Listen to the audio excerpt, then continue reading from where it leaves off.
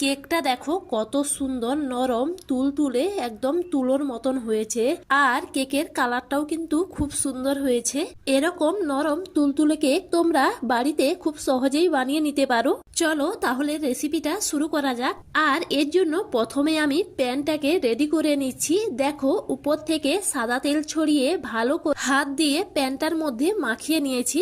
এরপর 3-4 চামচ ময়দা দিয়ে প্যানটাকে ভালো করে কোট করে নিয়ে এক্সট্রা ময়দাটা ঝেড়ে নিয়েছি। এবার ব্যাটারটা তৈরি করব। এর জন্য নিয়েছি 1 কাপ সাদা তেল, 2 কাপ গুঁড়ো চিনি দিয়ে ভালো করে ব্যাটারটাকে ফেটিয়ে নিতে হবে। এরপর দেখো এখানে আমি কিছু ড্রাই ফ্রুটস নিয়েছি। এর মধ্যে 1 চামচ ময়দা দিয়ে ভালো করে কোট করে রেখে দেব।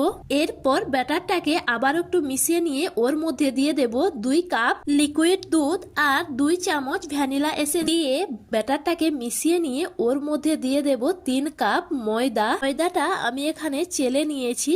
এরপর দিয়ে দেব সামান্য একটু লবণ, 3 চামচ বেকিং পাউডার আর আধা চামচের মতো বেকিং সোডা। তারপর এটাকে কিন্তু হালকা হাতে ভালোভাবে ব্যাটারটাকে মিশিয়ে নিতে হবে, না হলে ওটার মধ্যে বাতাস থেকে গিয়ে দানা দানা হয়ে যেতে পারে।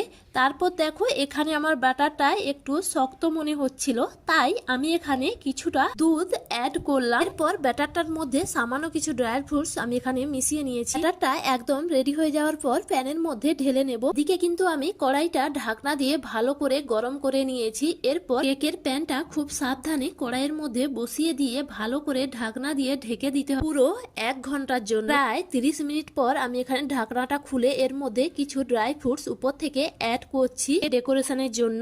আবারও প্রায় 30 মিনিট ঢাকনা দিয়ে রাখার পরে দেখো কেকটা কত সুন্দরভাবে বেকিং হয়ে গেছে।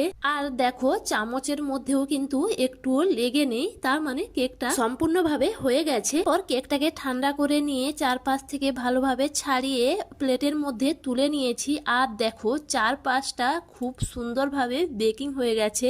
আর দেখতে যেমন হয়েছে খেতেও কিন্তু খুব সুস্বাদু হয়েছে। আর ভেতরটা দেখো কতটা নরম স্পঞ্জের মতো হয়েছে। এই সহজ পদ্ধতিতে তোমরাও একবার বাড়িতে বানিয়ে নিতে পারো। ভালো লাগলে অবশ্যই কমেন্ট করে জানাবে। চলো আজকের মতো টাটা।